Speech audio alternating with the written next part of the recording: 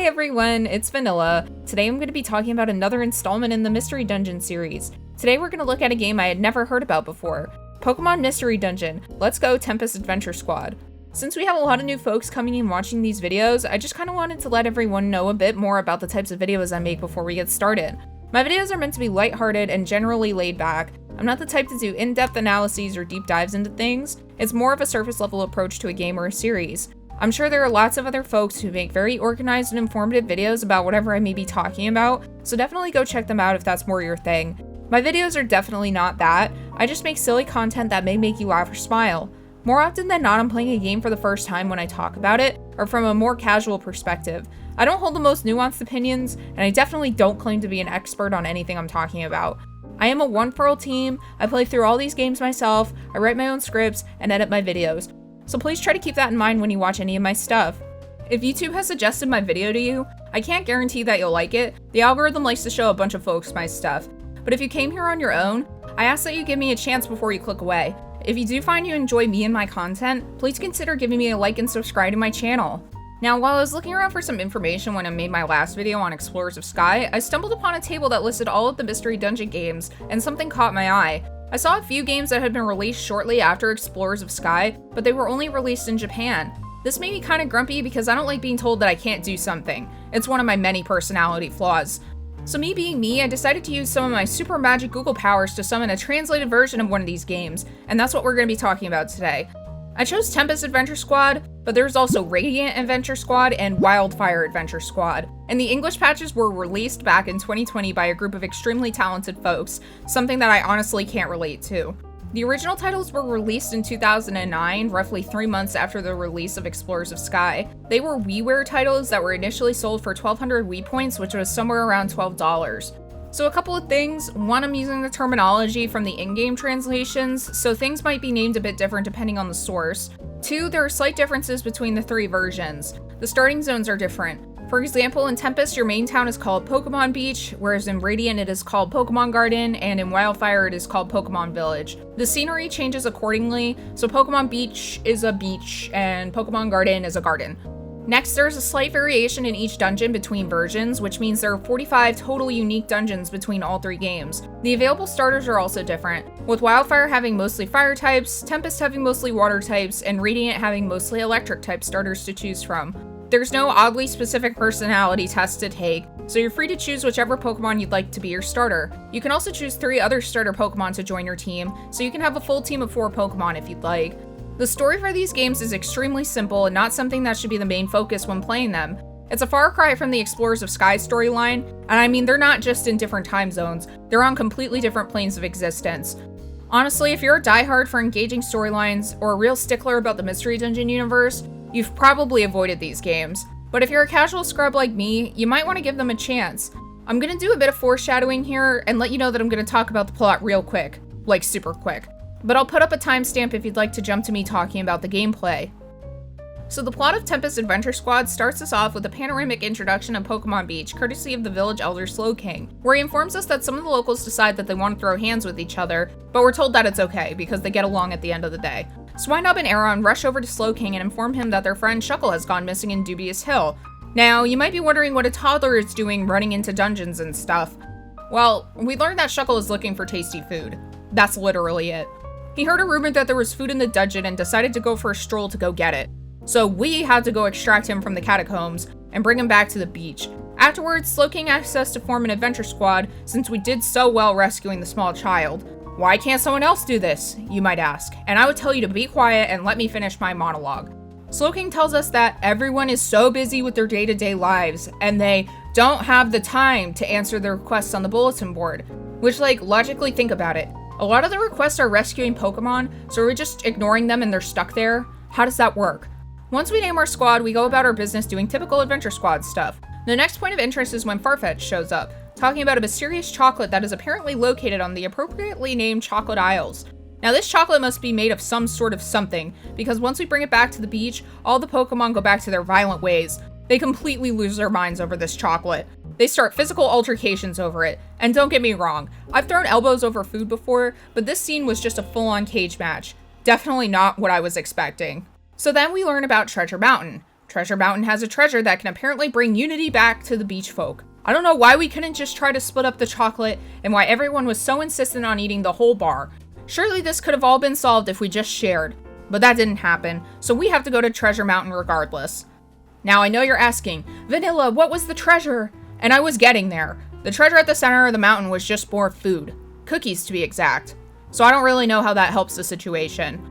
We bring the cookies to the beach, and Slowking shares our apprehension. Even he thinks it's a bad idea to give all these Pokemon something else to fight over. But he goes against his better judgment and shares the cookie with the beach folk anyway. And of course there's not enough cookies for each Pokemon to have one.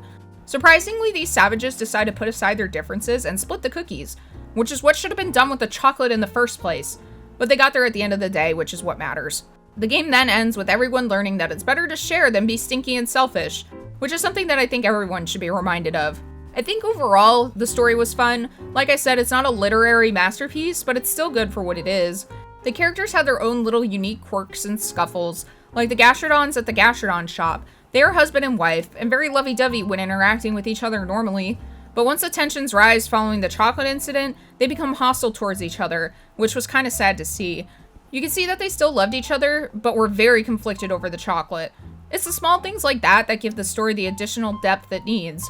But I'm not entirely known for my sophisticated taste in media. I tend to enjoy stories that are simple and lighthearted. I don't really like having my feelings manipulated by a story. I'm a huge crybaby and feel fight or flight whenever there's any drama or suspense. The mere existence of Junimos and Stardew Valley is enough to make me have a whole meltdown. And if you think that's lame, you're uninvited to my birthday party, which is unfortunate for you. Now, since this game was only officially released in Japan, I kind of wanted to touch on the translation quality of this patch. Most of my experience with fan translation is anime and manga, and some of those can be dodgy at best. While I played, I didn't notice any weird or awkward sentences, and everything was super clear and easy to understand. Whoever was in charge of the translation did a great job maintaining the personality of the characters and the cohesion of the story. It can get somewhat difficult to translate from Japanese to any language, because of the figures of speech and whatnot, and the bit when Slowking explains the stacking mechanic actually had me laughing. Like cringe laughing at my monitor, by myself. This old dude has us take a few practice swings at him while we're learning the technique, and straight up fakes his own death, K-drama style. Black screen and everything. Oh, I'm not as good as I used to be. I guess my age is catching up to me. I'm literally dying. I made the last one up, but tell me that's not an Oscar-winning performance. Alright, so I'm gonna go into my thoughts on the gameplay. Let me just put this out there. I probably don't have nearly as much experience with this franchise as some of you do, so my thoughts and opinions may irritate you. I suggest checking your blood pressure before moving on, because I'll probably step on your toes a couple of times. Remember what we talked about. I don't have the most sophisticated opinions, but hey, it'll be good to hear a different perspective. Okay, so not really a gameplay thing, don't at me, I've got to say this before I forget. I really like the graphics in this game. I believe the models were also used in the Pokemon Ranch WiiWare title, as well as Pokemon Rumble. The graphics honestly reminded me of Brilliant Diamond and Shining Pearl, except the textures were like 140p. But that's not a bad thing to me. I actually enjoyed those games. Minus my controller disconnecting often for no reason, which was for sure a B problem, the controls for Tempest themselves were really intuitive. They translated seamlessly from the handheld format, and they were pretty responsive.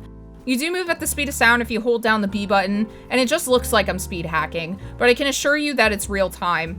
Keep in mind, this is just the physical movements, not how the AI decides it wants to move, because that's a totally different story. Now, in my humble and very underqualified opinion, I think this game is much harder than Explorers of Sky. I was really on the struggle bus. The game gives you a whole plethora of items throughout dungeons. There are useful items like apples, orbs, and TMs, and also totally useless items like the Munchie Scarf that makes you hungry. Who would want that? However, useful or not, items won't make any difference if you're not careful because the enemy AI is here to stomp you. I enjoyed my playthrough of Explorers of Sky. I was able to train and get my level up enough so the main story wasn't completely impossible. However, this game, for whatever reason, wants to make sure that you've been doing daily meditation because it's going to try your patience. Remember how we talked about stacking before? Well, stacking is when you jump into a little hole and you can stack smaller Pokemon on top of you to create a tower, which sounds amazing. You and your stack are able to chain moves together, which should mean you do massive amounts of damage. Well, let's talk about that, because this mechanic also applies to enemies, except there's one major difference. Enemies can stack without needing to enter the little dirt pit. They can just decide to hop on up, which essentially resets their HP. Stack, share HP, and the total HP is all of the Pokemon's HP values combined. Oh, and did I mention that they are capable of stacking 4 high? So we have that, but additionally the stacks can attack one after another, which means that Stun Spore plus Sleep Powder plus Poison Powder is a totally feasible and not uncommon combination to run into. Don't be surprised if they sprinkle in a little bit of confusion in there like an old and cringy Salt Bae meme. These status effects combos were such a problem for me that I had to eat a bunch of random gummies just to get the IQ ability to lower the amount of time I spent being inflicted with temporary status effects. Your team members in this game are goofy, to put it nicely. Over time, my extremely strong negative feelings towards my team members slowly started to fester, and it was a snowball effect. In Explorers of Sky, it was a relatively painless process to get gummies, and they would appear semi-frequently in dungeons, and they would also be given as quest rewards. But for whatever reason, they don't really do that in this game, so my team members ended up having a really low IQ, and it showed. They absolutely needed the non-trader skill because status effects were a constant problem, especially confusion. There are not enough healed seeds in the world to fix this problem. And I swear, it was scripted to happen in one wide tunnels, so there was no way that anyone was going to be able to help. You're just stuck there fighting demons on your own. Just a quick side note, ghost-type Pokemon in this game need to be adjusted. They can literally sit in the walls, and if your teammates are set to seek out enemies, they just stare at the wall and take damage from them. So anytime I would see ghost types, I would have to make the conscious decision to change my squad mates' tactics to follow me, and move so the ghost types could follow us onto the main path, where we would finally be able to attack them. That's something that irritated me so much. You can't use any consumables or throwables to hit them either, so it's just sanctioned cheating on their end. Now that we've established our teammates have an IQ canyon, let's look at amazing examples of their single-digit IQ. I had a Graveler that I just happened to pick up along the way in one of my dungeons, and she managed to feint 2 of my other party members and almost did me in 2 when she used Magnitude. Why would you do that? And get this, not only did she do it once, but she did it a second time. At that point, it's intentional. The other example is a Fortress that I had to escort. This Toad decided that he was going to use self-destruct the first turn and unalive himself. How would I even go about fixing that? There is no way I would be able to escort him all the way because you can't tell your clients what moves to use, which I don't understand. Why can't I look at them and be like, hey friend, can you not do that thing where you blow yourself up? That'd be amazing, thanks. To put back on my favorite tinfoil hat, I'm also convinced the game doesn't predetermine where traps are placed on the floor, and that it instead decides to do it whenever and wherever it wants. And every time anyone in my party stepped on a self-destruct trap, after I did the same thing, I was ready to reset my game. It felt like no matter what direction I moved, at least one of them would manage to step on the trap. Oftentimes, there would be 2 or more traps in one room, which is absolutely insane. I understand we're adventuring, but I didn't realize it was going to be a game of the floor is lava. I had to go rescue a Krogunk, and I accidentally stepped on a hidden self-destruct trap, and it literally fainted him. I worked so hard to get to one of the final floors, and then it just one-shot him. I was seething. And don't even get me started when traps would warp me away from my team, especially when I was escorting a Pokemon. Then there were the confusion traps, and no matter what direction I moved, my smooth-brain teammates would step on the trap too. And when they were to recover from their vertigo, there was a 97.5% chance that they would immediately step back on the trap and make this mistake over and over again. I just eventually resigned myself to holding A and B and waiting for them to figure it out on their own. The other mechanic that was introduced in this game is that Pokemon are able to evolve in dungeons, and this is wonderful. Upon hitting level 16, I was able to evolve into a Prinplup and everything was good. My teammates also evolved, which again was amazing. But just like the other mechanics in this game, evolution also applies to enemies, and it's a bit more complicated. You don't completely wipe out if one of your teammates faints, but the enemy will gain XP, and more often than not, and by that I mean pretty much every single time, the enemy will evolve as a result. And if you're not at the same evolutionary stage as them or above, you're likely to only do 1 damage to them, which makes fainting them impossible, so get ready to soft reset or use an escape orb. Now, maybe I should have started here, but I had trouble with the XP gain in this game, and it may be because of my inexperience, but I felt like it was really unbalanced, especially since the later dungeons that would give you more XP were almost impossible for me to complete. I tried to do the quests for the lower tier dungeons, but the XP gain was so minute in comparison. There's no real easy way to escape the higher tier dungeons like the Chocolate Isles and Treasure Mountain if you were to go in and try to grind, so I felt like it would take an absurd amount of time to try to grind to be appropriately leveled. I'm sure someone could do the math, but it ain't gonna be me, so you're gonna have to take my word for it. I'm gonna kind of wrap things up and summarize my yapping essay. I think that the series is good, and I would honestly pick it up again if I was looking to really challenge myself. I liked the story and I thought it was cute. The moral of the story is kind of cheesy, but I'm personally okay with that. I like stories that make you feel happy, and that's because I think we all go through so much every day of our lives, no matter who we are. We should have the option to sit down and play games that don't stress us out or make us feel a whole bunch of strong emotions if we don't want to. Maybe that's just because I'm a softie, but I'm okay with that. Cheesiness aside, this game was hard. I wasn't really expecting to struggle as much as I did, and I kind of wish the game would have gone easier on me, honestly. It was a little bit too hard for me. My main issues were the scarcity of some items and the unbalanced AI. The mechanics were simple enough to understand, and I enjoyed the stacking gimmick. It was really intuitive and didn't feel out of place in the Mystery Dungeon formula. I think there was a lot to do in this game for a WiiWare title, and you could probably get somewhere around 30 hours or so of game time. And for $12, that would be a total steal. At least in my experience, I've definitely spent more than $12 for a game that had a lot worse graphics and less playtime. Maybe someday we'll get an international release of this trio, but I think the chances of that happening are extremely low. We can always hope though.